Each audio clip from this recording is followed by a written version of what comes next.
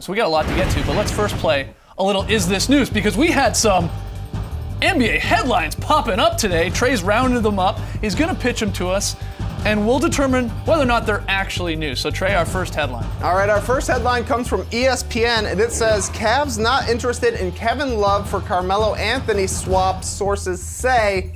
Is this news? I knew LeBron James was looking for a ball handler, but not that type of ball handler. No. Carmelo wouldn't fit with the Cleveland Cavaliers and the way they move the ball. Championship teams are about how parts fit in, and Kevin Love fits in better than Carmelo Anthony, in my opinion. Kevin Love has got incrementally better. Season 1, Season 2, Season 3 with the Cavs. This is the best version we're seeing of him. Would Carmelo Anthony dance with Steph Curry on the perimeter with the game on the line and defend him? I don't know. Maybe he could get to that level, but at this point, Kevin Love is a better option, in my opinion. And I don't think LeBron wants to wait to see if Carmelo could become that guy. He doesn't have that kind of time. He wants to win now.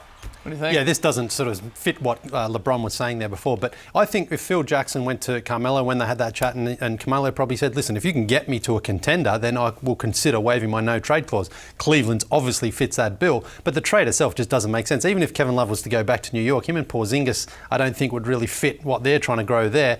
And if you're Carmelo Anthony, you want to get out of New York, maybe he's not saying that on the public, but if he has a chance to go and perhaps win, then I think that's the only way the Knicks get him to waive the no-trade clause. Let's also point out, I mean, Love is, 5 years younger than Carmelo Anthony? 4. 4 years younger than Carmelo Anthony, Yeah. maybe closer to 5, maybe, but a few $1 million less expensive when it comes to their contracts as well.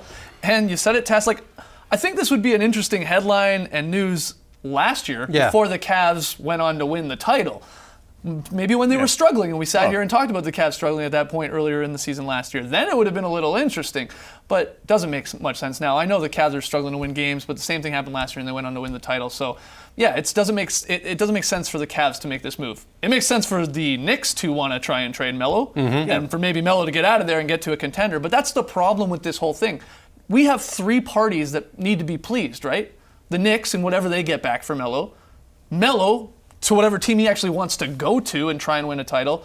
And then, the team you're trying to trade him to in the first place. It's not just like 1 or 2 teams got to be happy. Melo sort of clouds this whole thing because now there's a limited amount of teams. I don't think it's going to happen. And just his contract as well. That's the thing. I mean, if you're trading him, you've got to get someone who's matching his salary pretty much close, which means you're going to have to give up one of your best players.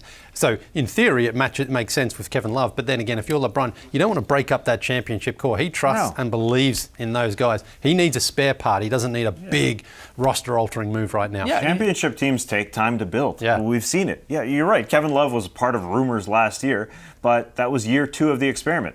Do they think that Carmelo's just going to come in? It's a turnkey. We're winning with a guy who has to handle the ball. It doesn't make a whole lot of sense.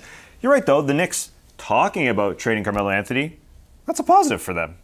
I mean, legitimately, if this is a legitimate rumor, I think it is a positive for them. A team that's not winning right now wants to get better for the future, and that is likely their best part. That's going to, that would warrant the most in return, other than Kristaps Porzingis, and that guy's not going anywhere.